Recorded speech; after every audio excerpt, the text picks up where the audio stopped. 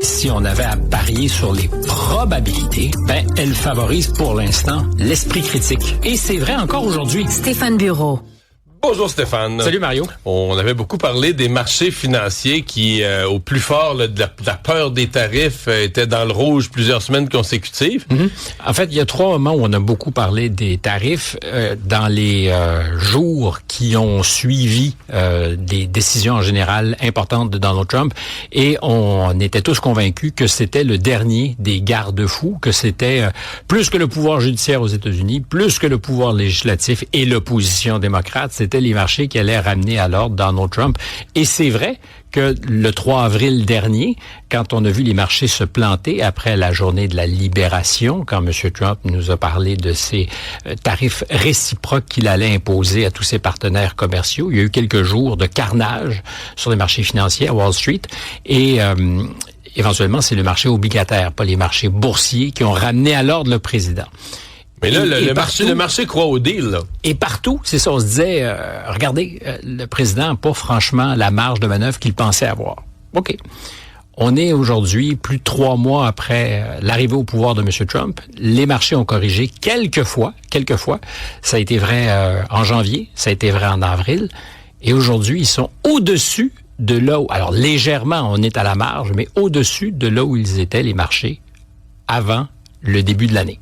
Donc, on a à peu près rattrapé tout le terrain perdu après les décisions de Donald Trump. Mais là, cette semaine, le deal avec la Chine, cette semaine, on est dans le vert. Mais ça fait 4 semaines que les marchés financiers, les marchés boursiers, devrais-je dire, sont en hausse et en hausse significative. Alors, qu'est-ce que ça dit? Qu'il y a des gens qui investissent et qui croient que la capacité de deal du président est aussi bonne que ce qu'il annonce. C'est vrai que la Chine, puis pourtant, il n'y a rien de réglé. On a juste ouvert la voie en fin de semaine en Suisse entre les Chinois et les Américains. C'est beaucoup mieux que la situation précédente où c'était un blocage total. Mais la route n'est pas balisée. Il n'y a pas d'entente commerciale concrète, sinon qu'une volonté de baisser temporairement les droits douaniers. Mais ça, le temporairement, moi, ce que je dis, là, on a mis 90 jours. Là, le deal avec la Chine. Renouvelable, tant et aussi longtemps qu'il y a de la bonne foi de part et d'autre. Mais ce que je comprends, c'est que les marchés financiers présument que quand tu le fais pour 90 jours, c'est réglé, là. C'est-à-dire que tu reviendras plus en arrière, tu remettras plus. Je dis pas qu'ils ont raison. Les marchés se trompent souvent, les investisseurs se trompent souvent, mais pour l'instant, on prend pour acquis que la folie des tarifs, là, c'est fini, ils vont s'entendre. Une partie de cette folie serait passée. Il y a, je pense, une espèce d'unanimité sur un facteur important.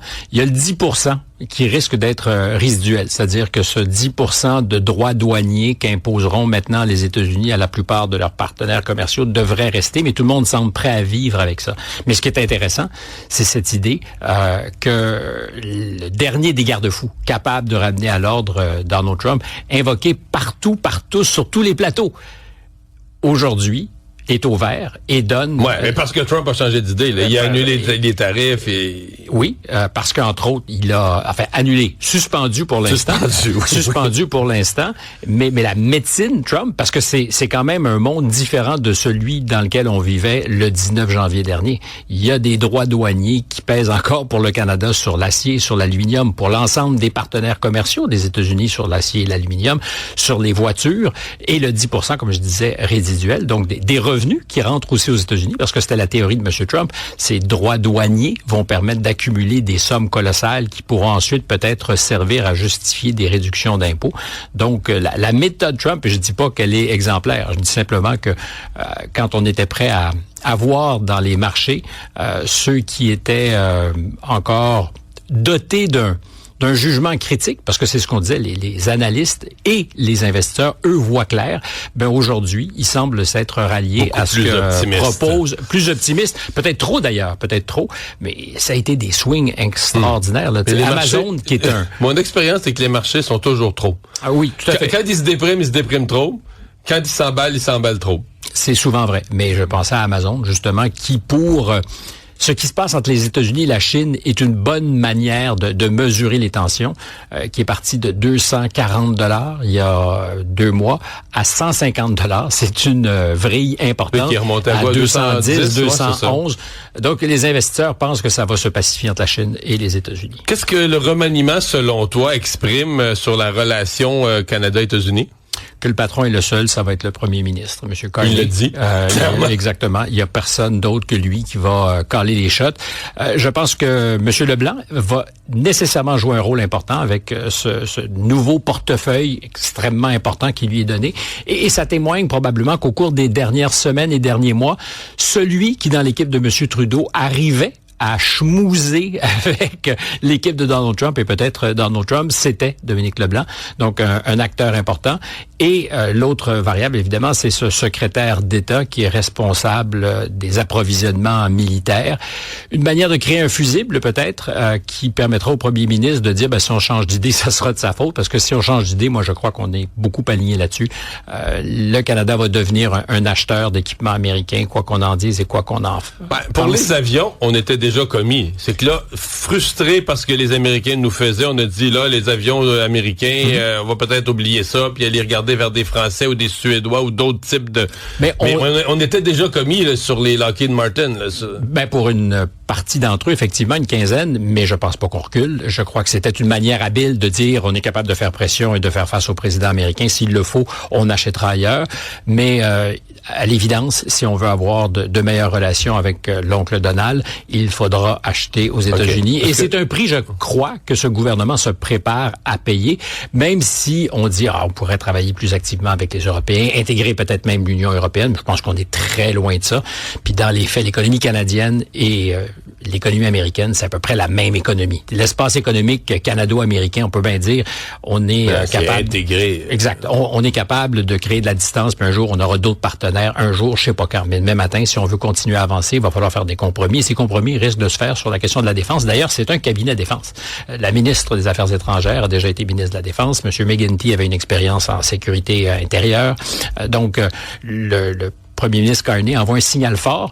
Et c'est un signal politique aux États-Unis. On a compris. On va faire nos affaires, évidemment. On ne voudra jamais avoir créé cette impression qu'on est inféodé aux Américains.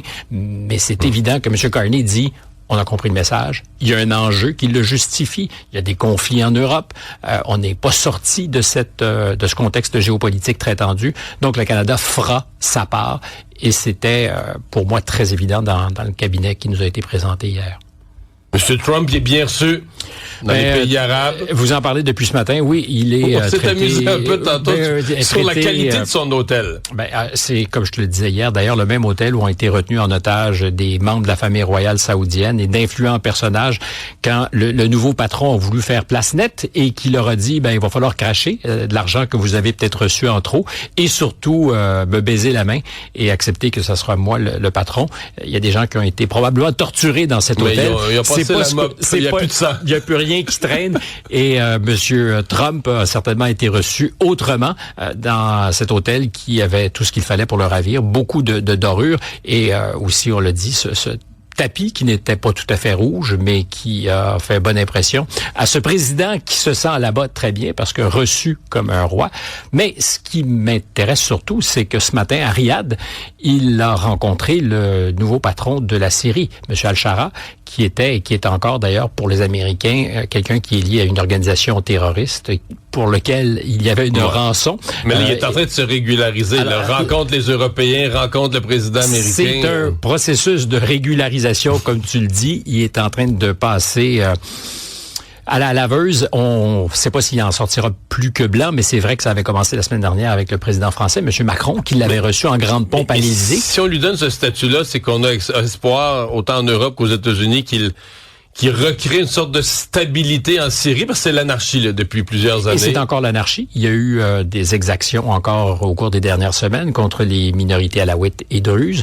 C'est quelqu'un qui a probablement du sang d'Américains sur les mains. Mais M. Trump, et je peux le comprendre, a décidé, lui, qu'il allait dealer avec le réel. Et pour l'instant, le réel, c'est cet homme fort qui a réussi à faire tomber le régime d'Assad, avec lequel les États-Unis n'avaient plus aucune relation. Donc, rencontre au plus haut sommet entre les deux patrons. Mais derrière ça, c'est la suspension des sanctions économiques américaines qui faisait très mal à la Syrie et la normalisation des échanges commerciaux et probablement la reconstruction de la Syrie, comme on parlera un jour de reconstruction de l'Ukraine. Et là, il y a de l'appétit pour des entreprises, probablement américaines, qui voudront se partager le gâteau. C'est comme quand on avait aidé Haïti après le tremblement de terre. On avait promis des milliards de dollars pour reconstruire. Mais les premiers bénéficiaires de cette aide, c'est les entreprises américaines et sinon européennes ou canadiennes qui débarquent pour reconstruire. Et c'est demain à Istanbul, cette fameuse rencontre. Qui y sera? Les paris sont ouverts. Est-ce que Zelensky va être là? Est-ce qu'il y a encore un espoir à cette heure-ci que Poutine soit à Istanbul demain?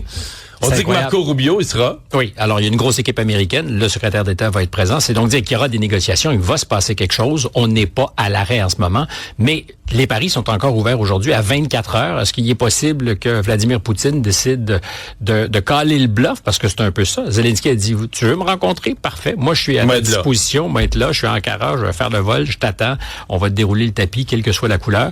Et le président Trump, qui de son côté avait dit, s'il le faut, je pourrais, puisque je suis dans le quartier, je suis dans le hood, je pourrais toujours me joindre à vous.